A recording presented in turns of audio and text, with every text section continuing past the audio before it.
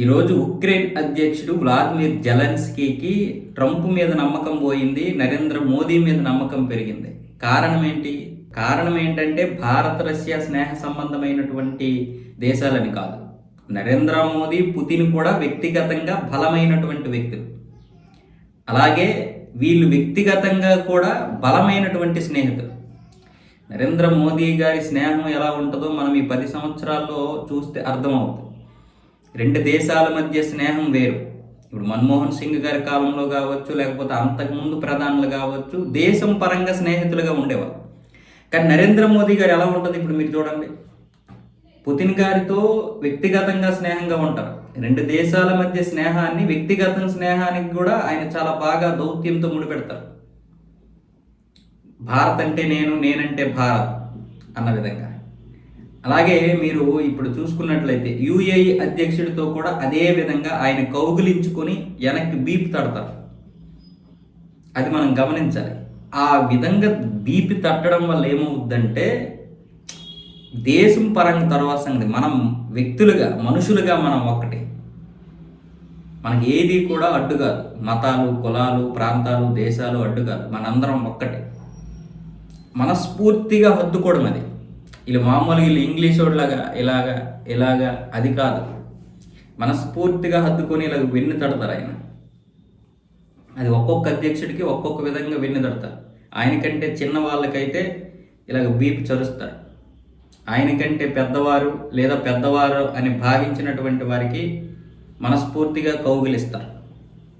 ఆ బీపీ చరవకుండా ఆ చెయ్యిని ఆనిస్తారు బీపీకి. అంటే ఇలాగ కొంచెం ఒత్తి పెడతారు. ఇవి చూడాలి మనం. ఈరోజు జెలెన్స్కీకి మోదీ మీద ఎందుకు నమ్మకం కలిగిందంటే పుతిన్ మోదీకే వింటాడు. ఆ మోదీ భారత రష్యా స్నేహం మాత్రమే కాదు. ఆ నమ్మకం అనేది వీళ్ళిద్దరి మధ్య ఉన్నటువంటి బలమైనటువంటి వ్యక్తిత్వంలో వచ్చినటువంటి నమ్మకం. అందుకే ఇప్పుడు మొత్తం తిరుగుతున్నాడు కదా ట్రంప్. అది ఇది నేను శాంతి చేస్తాను, అన్ని దేశాల్లో ఆపాను, అగ్నిగుండాన్ని తీసుకొచ్చి శాంతిపరిచాను, చల్లపరిచాను అన్నాడు కదా. ఏమైంది? విండవు. పుతిన్ విండవు. అవసరమైతే ట్రంప్ చెప్పినంత వరకు కూడా యుద్ధాన్ని కొనసాగిస్తాడు. ట్రంప్ చెప్పడం మానిస్తే ఒకవేళ ఉక్రెయిన్ మీద దాడులు ఆపుతాడేమో. కానీ మీరు కావాలంటే చూడండి, ఎప్పుడైనా సరే ట్రంప్ దగ్గరికి జెలెన్స్కీ వెళ్ళాడు అనుకో, లేదా జెలెన్స్కీని ట్రంప్ పిలిచాడు అనుకోండి, అప్పుడు ఉంటుంది ఇంకా ఉక్రెయిన్కి ఒక 2 రాకెట్లు ఎక్కువ పడేస్తాడు. ఒక 4 రోజులు ఒక ఇబ్బందికరమైనటువంటి పరిస్థితి తీసుకొస్తాడు ఉక్రెయిన్ మీద. అదే ట్రంప్కు దూరంగా ఉన్నాడు అనుకోండి జెలెన్స్కీ, ఆ మామూలు డైలీ జరిగేటటువంటి యుద్ధాలే జరుగుతాయి. అది కూడా తెలుసు జెలెన్స్కీ. నేను ట్రంప్ను కలిసినప్పుడల్లా ఈ పుతిన్ ఏదో ఒకటి పడేస్తాను నా మీద, ఎందుకు ఇవన్నీ, నరేంద్ర మోదీతో కలిస్తే ఏదో ఒక పరిష్కారం దొరుకుతుందని ఇప్పుడు భారత్ వస్తున్నాడు. దానికి సంబంధించి ఉక్రెయిన్ రాయబారి కూడా మనకి విషయం చెప్పడం జరిగింది. ఎందుకు వస్తున్నాడు? మొన్న కూడా పుతిన్ మన దేశం వచ్చినప్పుడు నరేంద్ర మోదీ ఏమన్నాడు? మాది తటస్థ వైఖరి కాదు, రష్యా ఉక్రెయిన్ యుద్ధంలో మాది తటస్థ వైఖరి కాదు, మేము శాంతి కోసం ఉన్నాము, శాంతి పక్షానే నిలుస్తున్నాము అని పుతిన్తో చెప్పినప్పుడు ఆయన కూడా సానుకూలంగా స్పందించాడు. అవును, ఎస్ అన్నారు ఆయన కూడా. అంటే ఒకటి మాట చెప్పగలిగాడు, మేము తటస్థంగా ఉన్నాం, మళ్ళీ రష్యాకి ఏదైనా కోపం వస్తుందేమో యుద్ధం ఆపమంటే, ఎందుకు మనకి ఇవన్నీ అని ఆయన ఈరోజు అనలేదు. రష్యా వెళ్ళినప్పుడు కూడా ఇది యుద్ధాల కాలం కాదన్నాడు, ఉక్రెయిన్ వెళ్ళినప్పుడు కూడా ఇది యుద్ధాల కాలం కాదన్నాడు. ఈరోజు పంచాయతీలు పెట్టడానికి, పంచాయతీలు చేయడానికి నరేంద్ర మోదీ ఎవరిని పిలిపించడు.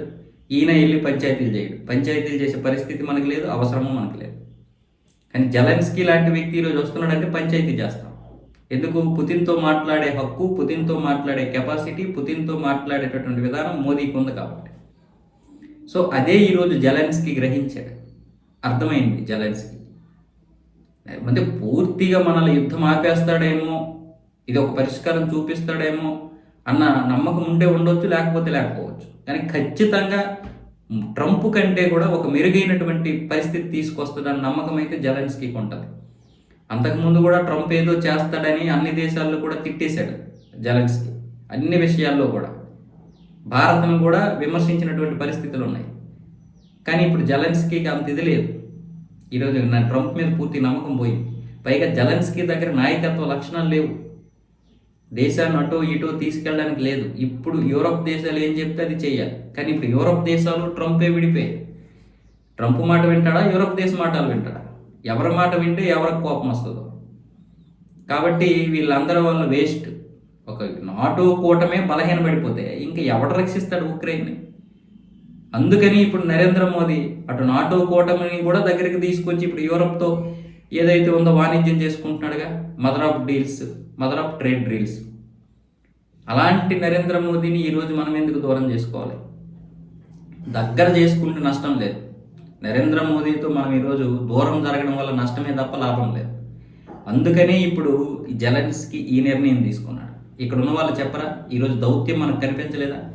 అమెరికా 50% సుంకాలు విధించగానే మరి నరేంద్ర మోదీ ఎందుకు విధించలేదు, నరేంద్ర మోదీ ఎందుకు వ్యతిరేకించలేదు, నరేంద్ర మోదీ చేతగానోడు, వేస్ట్, అది ఇది అన్నారు. మరి ఈరోజు యూరోప్ దేశాలతో ఒక్కసారిగా మదర్ ఆఫ్ ట్రేడ్ డీల్ చేసేసరికి ఏమైంది? రేపు 27వ తారీఖున అదే జరగబోతుందిగా. ఉర్సులా వస్తున్నారుగా యూరోప్ ప్రెసిడెంట్. ఏం జరుగుతుంది? ఒక్కసారిగా నిన్న అయిపోయిందిగా. నిన్న ట్రంప్ ఒక్కసారిగా దావోస్లో డీలా పడిపోయాడుగా. ఇటు యుయు దేశాల మీద కూడా సుంకాలు విధించలేదు, అలాగే నరేంద్ర మోదీని కూడా ప్రశంసించాడు. ఇది దౌత్యంలో భాగం. ఇది దౌత్యం అంటే, ఇది దెబ్బ అంటే. ఎందుకు అరుచుకోవాలి? తెగ అరుచుకోవాలి.